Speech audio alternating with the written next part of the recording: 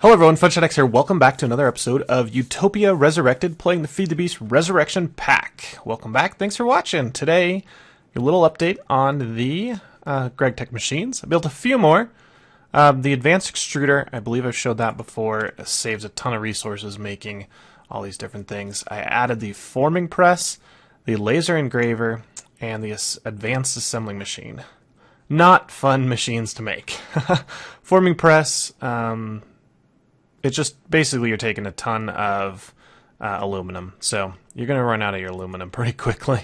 Had to make this red garnet lens for the precision laser engraver. That just was a red garnet plate in the lathe, and we had a bunch of this red garnet dust just from processing ores, so that was pretty easy.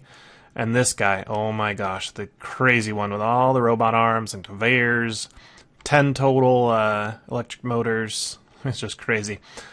We did run out of aluminum doing that.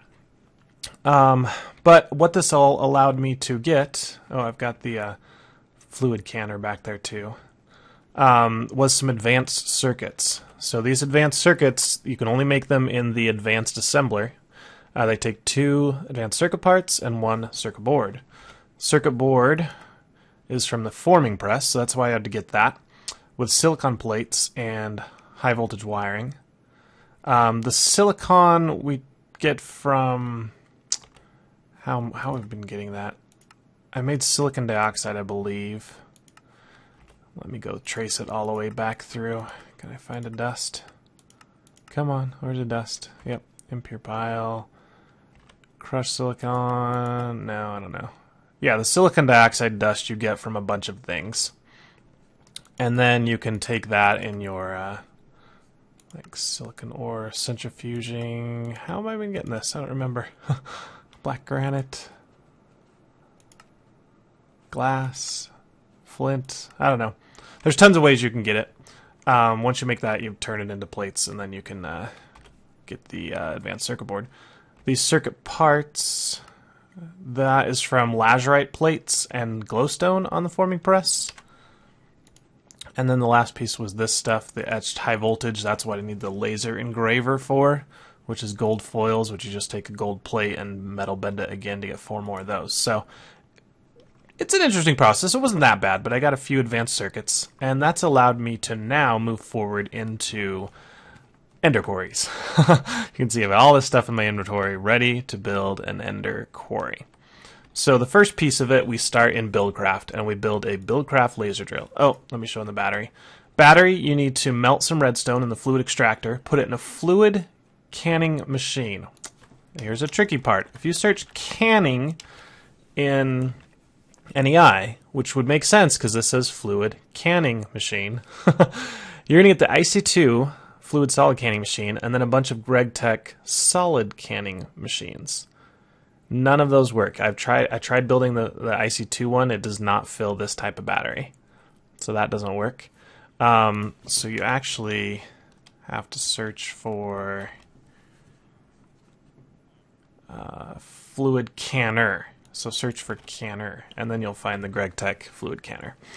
And the basic 32 volt one works fine because this only takes 1 EU. We already know how to make the small batteries and then extract the redstone. Cool. So that's how I made that.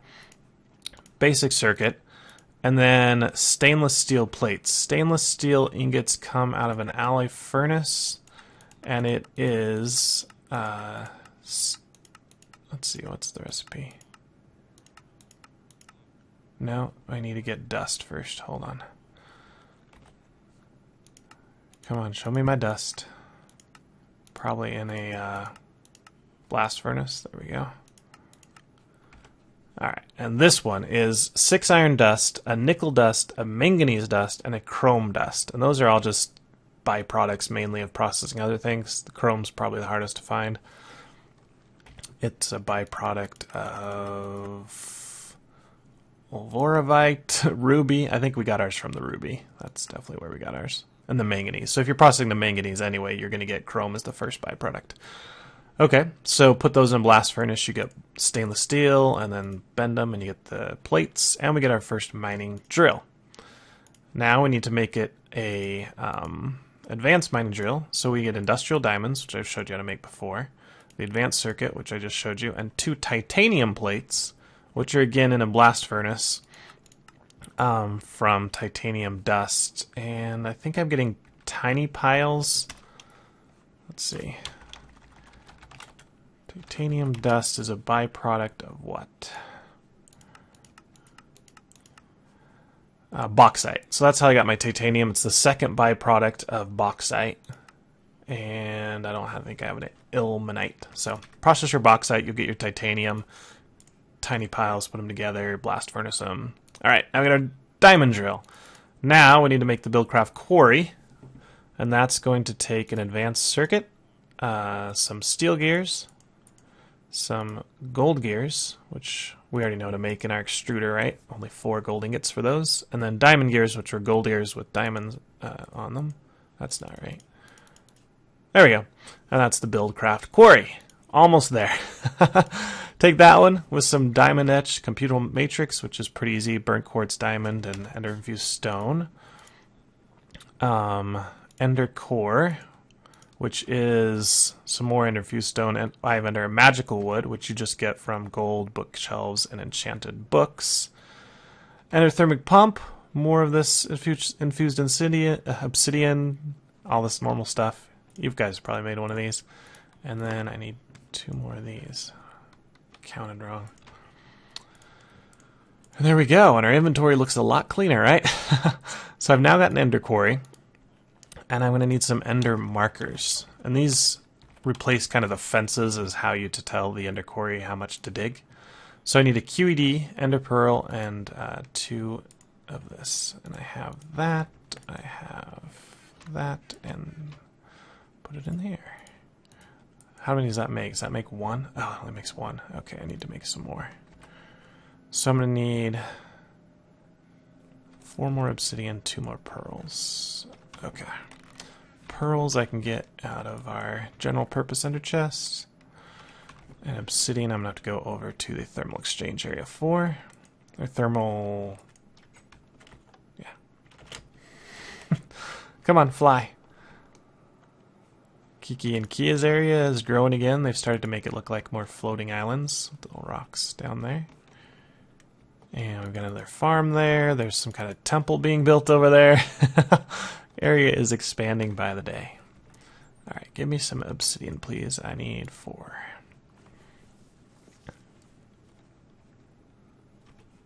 Got enough? Yeah, I think it's got enough lava. Okay, oops, it's going to make an extra one. Dang it. I didn't switch it back fast enough. Let me take it out so it doesn't jam the system. Okay. Back to the QED. Did I show you guys this? Look at this. This is all finished. Oh, yeah. Look at the beacon. Level 4 beacon, providing us regen. Made this look like a wooden kind of barrel type thing. Or, I don't know, a wooden tank. And this is all factory blocks. I think it looks pretty good. Looks like Thrak has been breeding villagers. He's doing ME, and one of the easiest way to get silicon plates is actually to trade with villagers. I think we have a villager upstairs that he's just got parked here temporarily that trades Certus quartz for emeralds, and then, yeah, 4 silicon plates for 3 emeralds. Pretty good guy to have when you're doing AE. Okay, where was I in the QED? Alright, so there we go. Oops, totally built that wrong. Gonna build this first. There we go. Alright, so we'll get our 3 markers. That'll just give us our coordinates on how big we're going to quarry. I've already got an ender chest here ready to go. I've got some transfer nodes ready to go with a receiver and transmitter. While that's cooking, let's go over and, or up anyway, and hook up this guy. I could hook him directly to this output and maybe get more power, but I don't want to drain power that quick. So I'm going to hook him up to the energy cell instead. So let's hook him right here, where I've already got an output. And we can transmit on the private signal power 1. Okay, and then we should just be able to go to wherever we're going to quarry and get some power. I'm not sure what loses more power, these transmitters or like a Tesseract, but I don't have the ability to get a Tesseract right now. Or if I did, it just would take a long time. Ah, these QED is so slow, but I don't really want to waste more Enderflux crystals since I don't use this thing very often. Alright, so we got our 3 markers, we got our power, we got our quarry, we got pretty much everything we need. So let's head over to the Deep Dark. I put the Deep Dark portal in our age. I'm not sure if that's a good idea because when you come back out of the Deep Dark, it puts you in the overworld in like a really weird spot. So I might move this to the overworld. Deep Dark portal, Thrak made it. He died once trying to craft it. You can watch his video on how he did that. But let's head over there. I've already been here once just to light up the area and kind of dig down. Whoa, what's going on here? Okay. I guess apparently someone is... Oh, Van Hall is mining over here. Okay. He's got it all set up to do some turtle mining. Okay, well that's fun. I went down this way. If you go down... Yeah, he should probably put his mine down below this part, but I don't think he can fly yet, so he probably didn't try to come down here. Don't die. So luckily we spawned right by this pillar, so it's easy to find our way back. And then I made a little area right in here that goes down. There's not a lot of ores in this area that's cobble. Actually, I don't think there's any ore. So you want to keep digging down until it turns to mostly stone. See here, it's mostly stone. And I had a turtle cut out a hallway for me, and I was just kind of prospecting. So I don't know if you guys are familiar with this. You just make a pathway, and you just dig down as far as you can. Like, I think it's 5 blocks, maybe 4 blocks. And you just see if there's any ore pocket there. And this is perfect with GregTech because, you know, they spawn in the big, huge arrays, and so you're not going to find ores. Most of the time, you're just going to find stone and cobble. So you just mine, and if you hit a pocket, then you start mining it out. Otherwise, you just move on. That way you get the maximum return for your time. Since I didn't find anything here, I figured, well, let's go down further. So I went even further down here. I found a little netherrack pocket. That was interesting. And we kept going down. What level did I stop at here? 46. And I just did some little, oh, hello. A couple little test holes with turtles and found this large pocket of different types of ores here. So I figured that would be a good area to start. What is with this creeper? That was a lot of hits. And then here's like a copper and stuff. So let's just block out a chunk here. So F6. Of course I dug like right in the middle of the chunk. Whatever. Forget the chunks. So we need to get our markers, and let's see, I figured the edge of my pocket here was right there. And it extends to about, I don't know, there's a few ores. Yeah, we should go all the way over to here. Okay, I don't think you need, yeah, so I clicked on him, he's sending particles back to this guy. And then we need to come over here, and I think it still goes on for a little ways. So let me dig a little further in here until we stop seeing ore. Yeah, that looks about right. And marker there. Oh. A little block like there. Click on that one. And are you getting both of them? Yeah, he's now getting both signals. So we'll go ahead and put down our quarry. That. And we'll put down our ender chest. Like that. And power. And receive power.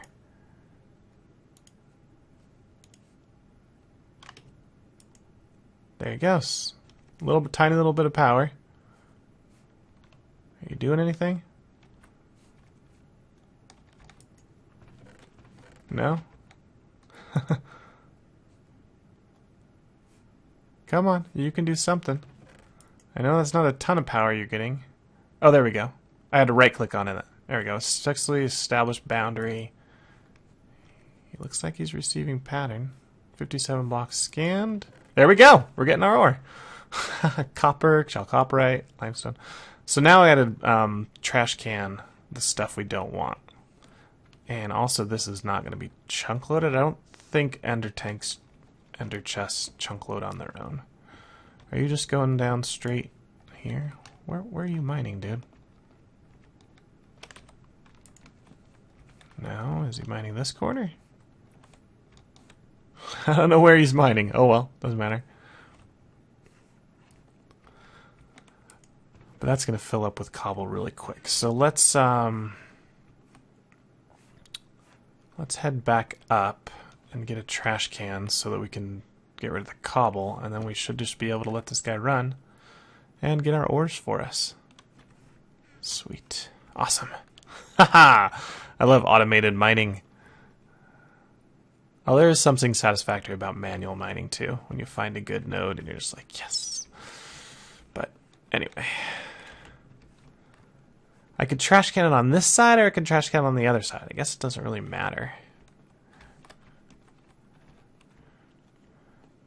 But I really want to see if it chunk loads on its own. Let's get rid of chunk boundaries here. So you'll see I'll end up in some weird place in the overworld. But now I'm worried if I move my ender portal, if it'll teleport me to a completely different part. Alright guys, we are back in the deep dark. I'm going to put a trash can on top. The ender quarry, I believe, when it tries to do its output, tries to first look at the top slot. So if I put my trash can on top, it's going to bin everything. But I can put an item filter in the trash can, actually, which is a pretty cool trick. So we'll do this quick, so hopefully we don't lose too many ores. That there, and put this there. That way, all the cobble should be trashed, and everything else should come in here. So we should no longer see cobble appearing in here. It's not going to really show in there either, because it's going to just be trashed. And there we go. Getting a bunch of stuff. The copper and chalcopyrite's what I need a lot of right now, because we are very low on copper, if not completely out. Still don't know where it's mining. Let's go check. So how far did we go? We went way over here. Like one more. I just want to make sure it is turning this stuff into dirt, and it looks like it is. Is it mining up? Really? I didn't know it would go up. It's interesting. But yeah, definitely. I wonder how high it's searching. Oh, right there, okay. Really weird. Anyway. Oh, and it's going along here. Okay, so it's doing this path. So it should be somewhere going like that. Yep, it should hit here next. Awesome. Well, I'm happy about this, because it doesn't seem to be taking too much power. 240 RF to run it. It's done over 1,000 blocks already. And found that much ore for us, which is really cool. Oh, did we find a dungeon? Is there dungeons in here? Yes, more chalcopyrite. Love it. Love it. Okay, so the last thing to check then would be, is this thing chunk loaded? So I guess if we just go back to the overworld and see if any of the values change, we would know. I'll meet you back at base, guys.